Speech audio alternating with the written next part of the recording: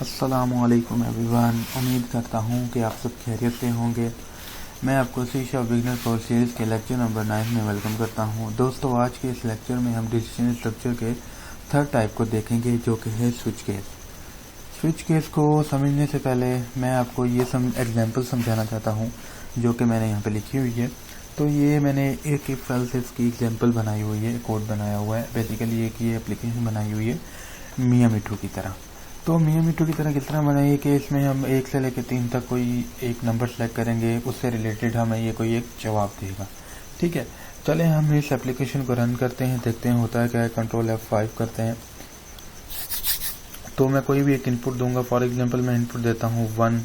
ठीक है, ये मुझे बता रहा है you will become a developer. ठीक है, तो अब देखते हैं कि असल में इस प्रोग्राम में हुआ क्या।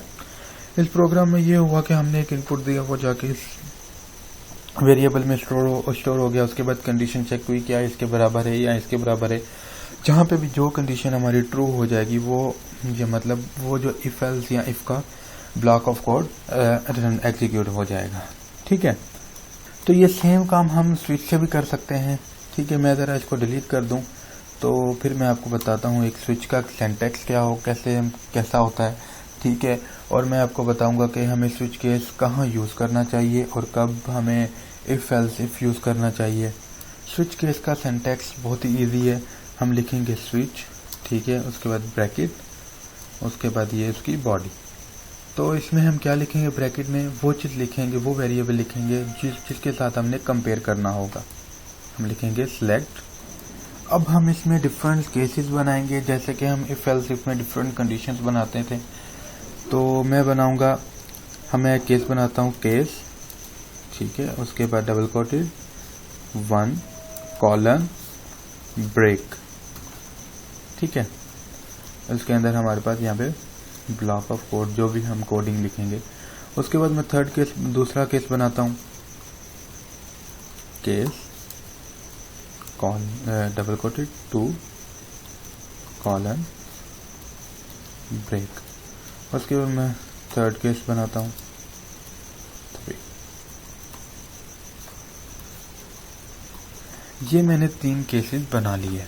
ठीक है, हम इसमें सेम वो काम करेंगे जो हमने इफ एल्स इफ में लास्ट एग्जांपल में किया था। तो यहाँ पे मैं लिखता हूँ, इसको मैं वीडियो को पॉज कर देता हूँ, ये पूरी कोड लिख लूँ ताकि वीडियो बड़ी ना हो। चलिए, ये मैंने एक कोड लिख लिया। अब हम इस एप्लीकेशन को रन करते हैं कि ये कैसे काम करती है। मैं इनपुट दूंगा, कोई भी 3 दे देता हूँ। तो today is your lucky day. ठीक है, तो एक मोमेंट के लिए हम इसको समझते हैं कि इसमें हुआ क्या। ठीक है, बेसिकली जब हम चीज़ों को कंपेयर करते हैं, तो जब हम इक्वल टू के साथ कंपेयर करते हैं या कोई एक चीज़ बराबर रखनी होती है, तो उस केस में हम यानी कि स्विच केस को यूज़ करते हैं। या ऐसी कंडीशन हो जहाँ पे हमारा इक्वल टू यूज़ हो रहा हो या दो चीज़ें हमें बराबर करनी हो, तो इस कंडीशन में बेस्ट चॉइस हमारी यही होती है कि हम उसमें स्विच केस यूज़ करें बजाय इफ एल्स इफ के।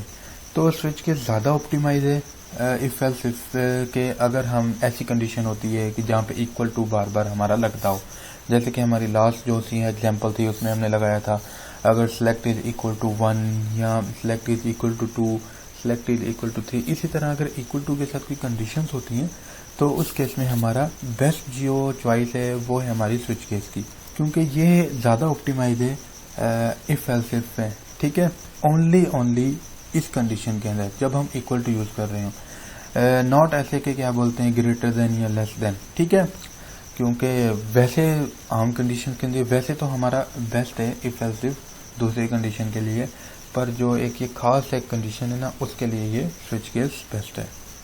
तो फॉर एग्जांपल ये तो हमने एक बना दिया। तो फॉर एग्जांपल अगर एंड यूज़र गलत चॉइस कर देता है, तो इफ एल्स इफ में तो हमारे पास एल्स का पार्ट वो ही काम कर रहा था कि वो है एक हेल्पिंग मैसेज शो कर रहा था गलत चॉइस करने पे या गलत इनपुट डालने पे। ठीक है, तो अब हम देखते हैं कि इसमें वो कौन सा पार्ट हमारी यूज़ होता है। हम लिखते हैं डिफ़ॉल्ट, ठीक है, कॉलन ब्रेक।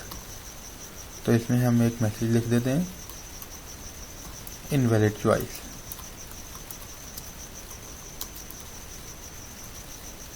ठीक है।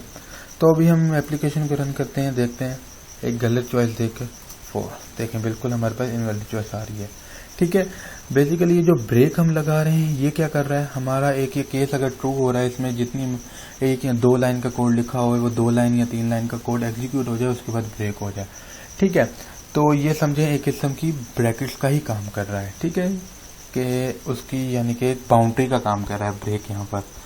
तो हमने इसमें देखा कि हम स्विच केस कैसे यूज़ कर सकते हैं और स्विच केस क्यों ज़्यादा ऑप्टिमाइज है, क्यों ज़्यादा एफिशिएंट है इफ एल्स इफ में एक ऐसी कंडीशन के अंदर। तो हाँ, और दूसरी चीज़ मैं आपको बताना चाहता हूँ कि जो हमने केस के अंदर डबल कोटेड के अंदर 1 2 3 लिखा है, इसके अंदर भी डिफरेंस किस्म है। वो कैसे कि वो ऐसे है कि अगर हम स्ट्रिंग के अंदर कोई कंपेयर करवा रहे हैं, ठीक है, तो उसको हम लिखेंगे डबल कोटेड के अंदर।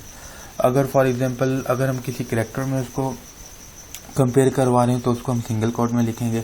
अगर हम इंटीजर या किसी वैल्यू यानी कि डिजिट के अंदर उसको कंपेयर करवा रहे हैं तो उसको हम किसी भी यानी कि उसके ऊपर ना कोट दें, डबल कोटेड देंगे, ना उसके ऊपर हम सिंगल कोट देंगे। चलें इसको भी देख लेते हैं हम। फॉर एग्जांपल इसको मैं डेटा टाइप चेंज कर देता हूँ, करेक्टर कर देता हूँ। तो इसको मैं अब सिंगल कोट में ही रखूँगा।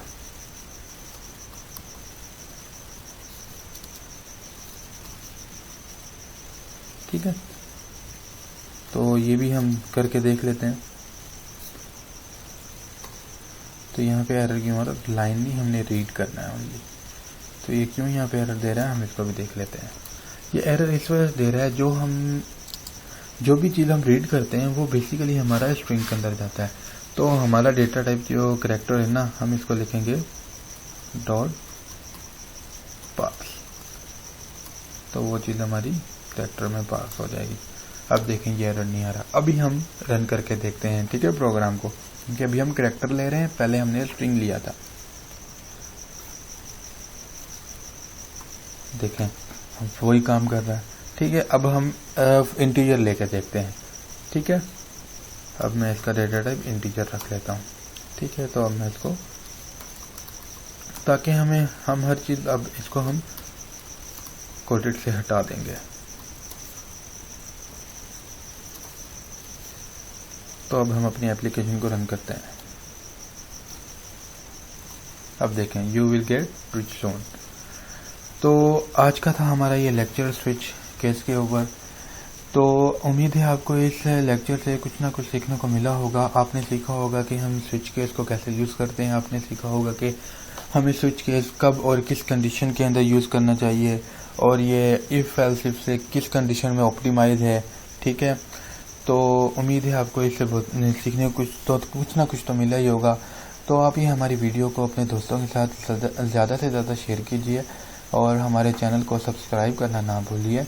तो मिलते हैं इंशाल्लाह अगली वीडियो में। अब तक के लिए अल्लाह हाफिज़।